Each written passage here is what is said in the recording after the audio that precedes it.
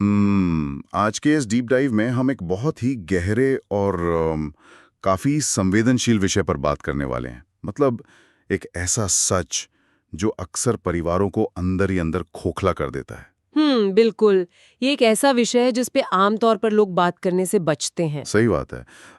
अगर एक पल के लिए सोचा जाए कि जीवन भर की पाई पाई जोड़कर बनाया गया कोई सपनों का घर अचानक से एक युद्ध का मैदान में बदल जाए। हम्म मतलब वे भाई बहन जो कल तक एक ही थाली में खाते थे, एक दूसरे के राजदार हुआ करते थे, आज किसी मामूली सी पार्किंग स्पेस या गांव की एक छोटी सी जमीन के टुकड़े के लिए कोर्ट रूम में एक दूसरे के आमने सामने खड़े हों। और ये कोई फिल्म की कहानी नहीं है। हाँ, एग्जैक्टली। ये आज के समाज की एक बहुत ही आम लेकिन बेहद कड़वी सच्चाई है। देखिए, ये एक ऐसा डर है जो उम्र के उस पड़ाव पर माता पिता को अंदर ही अंदर खाने लगता है जब वे अपनी जीवन भर की मेहनत से बनाई संपत्ति को देखते हैं। मैं समझ सकता हूँ।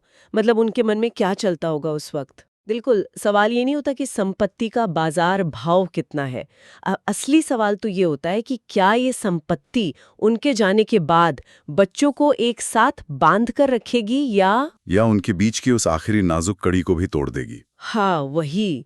ये एक ऐसा विषय है जिस पर डाइनिंग टेबल पर शायद ही कभी खुलकर बात होती है, लेकिन ये अंदर ही अंदर परिवारों को दीमक की तरह खा रहा है। और आज के इस डीप डाइव का मिशन इसी जटिल उलझन को सुलझाना है।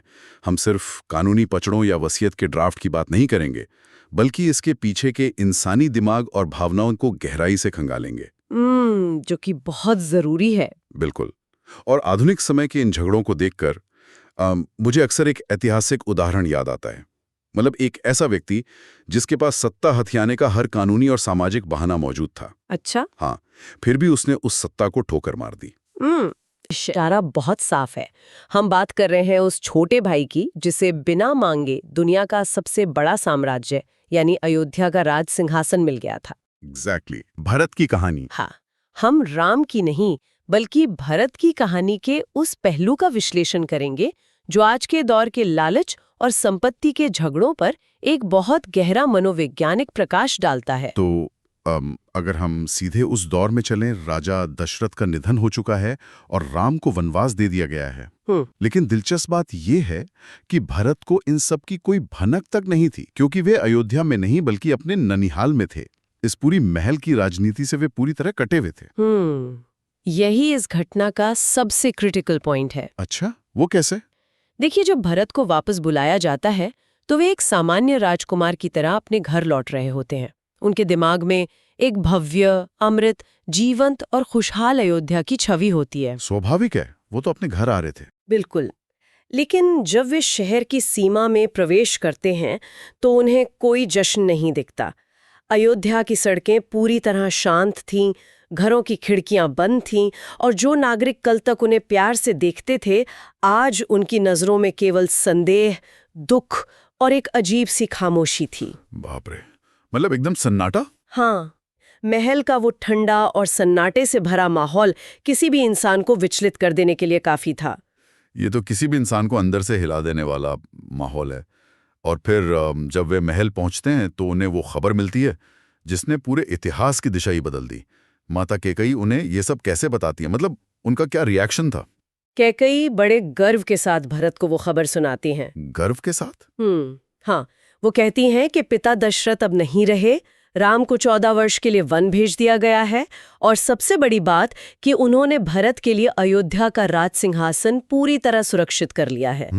अगर हम कैकेयी के नजरिए से देखें तो उन्हें लगता है कि उन्होंने अपने बेटे के भविष्य को संवार दिया है।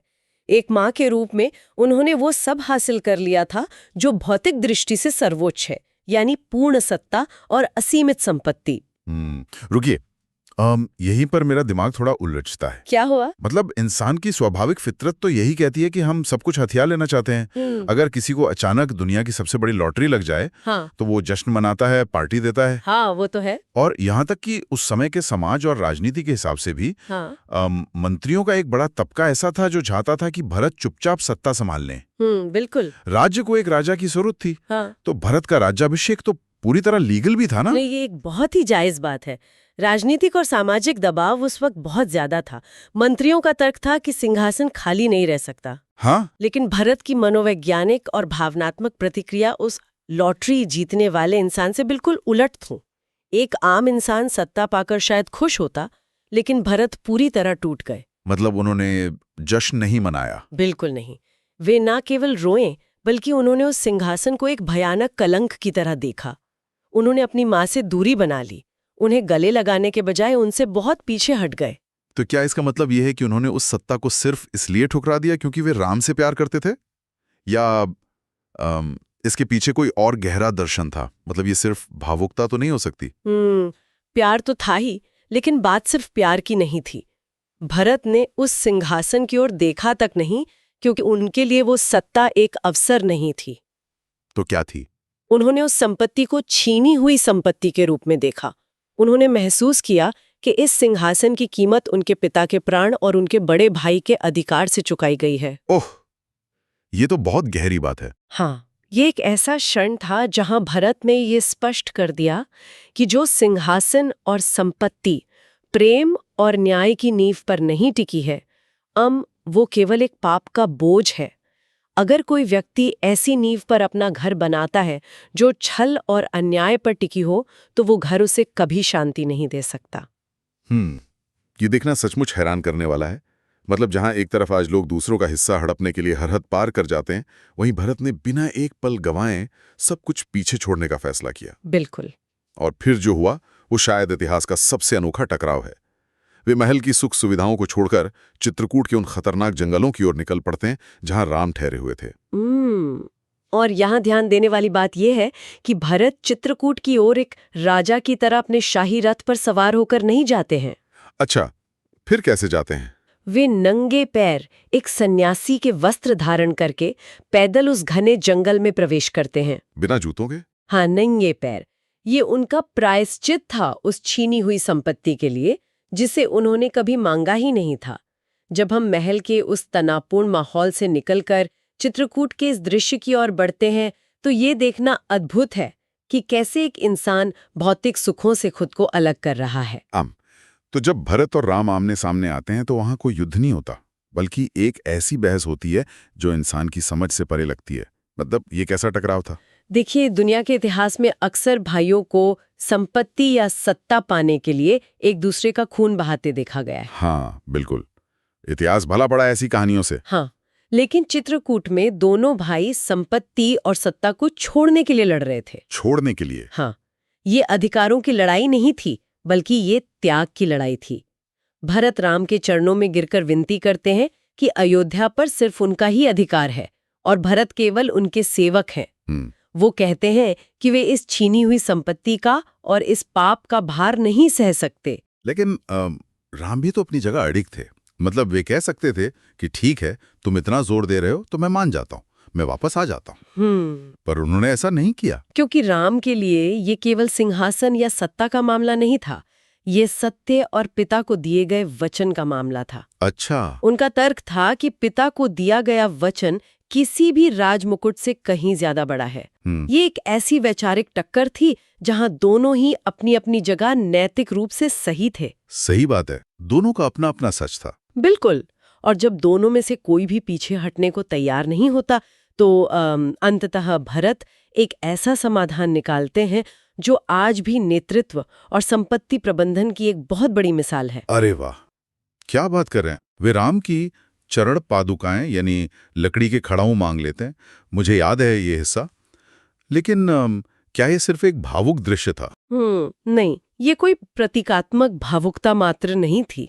भरत उन काठ की पादुकाओं को सिर पर रखकर पूरे सम्मान के साथ अयोध्या लाते हैं और उन्हें राज सिंहासन पर स्थापित कर देते हैं। और इसके बाद जो होता है वो एक राजा के मालिक बनने के बजाय रक्षक या ट्रस्टी बनने की सबसे शक्तिशाली कहानी है। रक्षक बनने की कहानी। हाँ, भरत अगले 14 वर्षों तक उस सिंहासन पर कभी नहीं बैठे। उन्होंने अयोध्या के बाहर नंदीग्राम में एक छोटी सी कुटिया बनाई।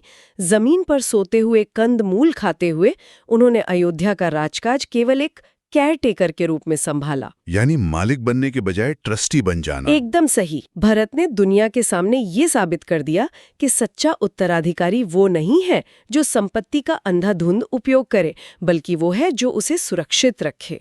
उन्होंने साबित किया कि एक भाई का प्रेम अयोध्या के सारे स्वर्ण और सारे ऐश्वर्य से कहीं अधिक मूल्यवान है। ये कहानी सच में रोंगटे खड़े कर देती है।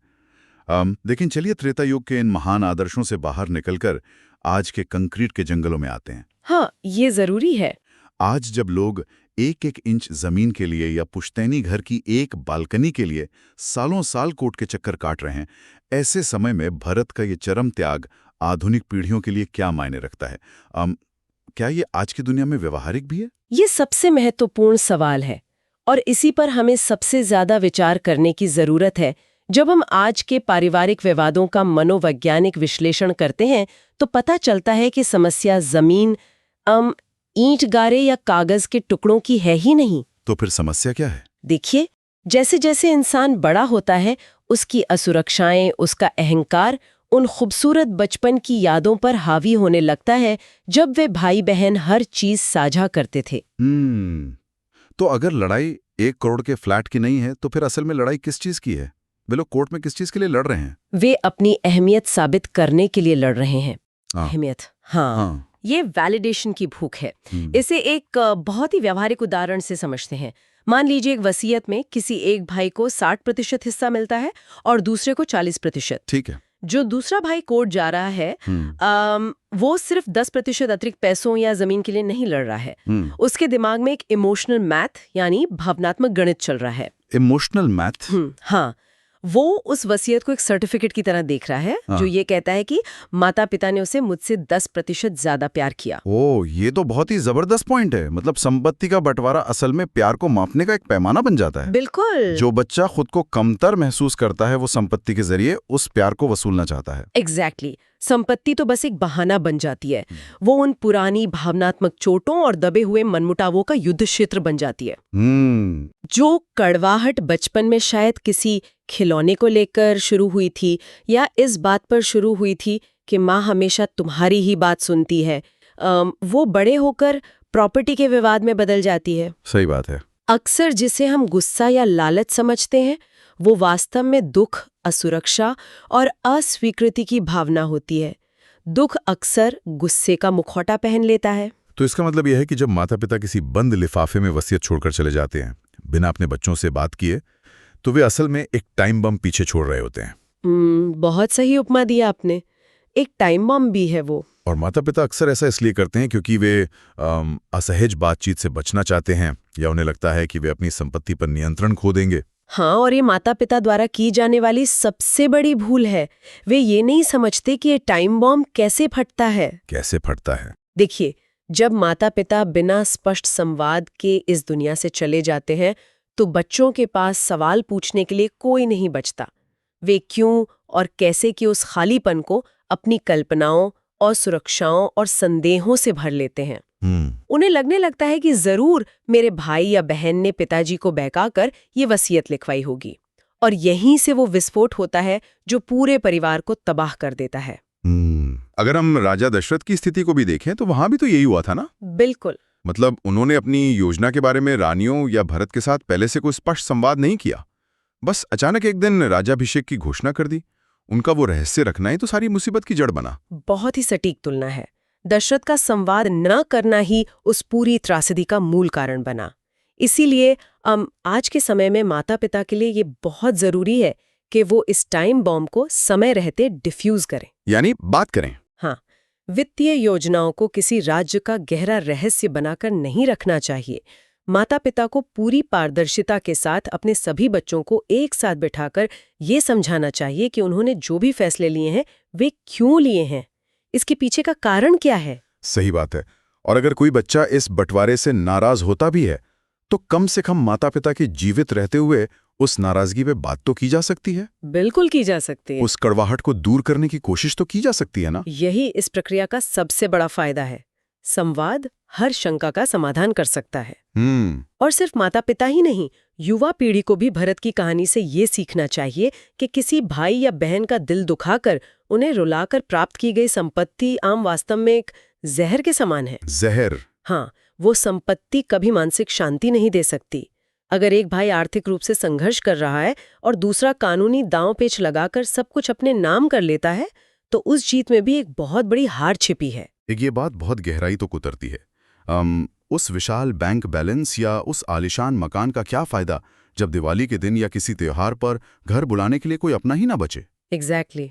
अगर कोई इंसान अपने ही भाई बहनों से नजरें नहीं मिला सकता तो वो संपत्ति उसे सिर्फ अकेलापन ही देगी।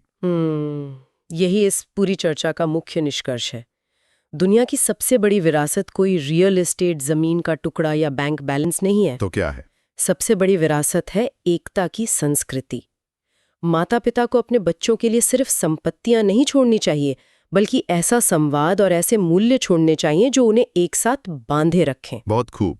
यदि परिवार में आपसी प्यार और विश्वास बचा है तो खोई हुई संपत्ति फिर से बनाई जा सकती है। लेकिन जो व्यक्ति केवल संपत्ति को कसकर पकड़कर रखता है और उस पूरी प्रक्रिया में अपने परिवार को ही खो देता है, तो वो आर्थिक रूप से चाहे कितना भी संपन्न क्यों ना हो, वास्तव में वो पूरी तरह दिवालिया है। तो ये बात साफ है कि स्पष्ट संवाद और पारदर्शिता ही वो चाबी है जो इस आधुनिक समस्या को सुलझा सकती है।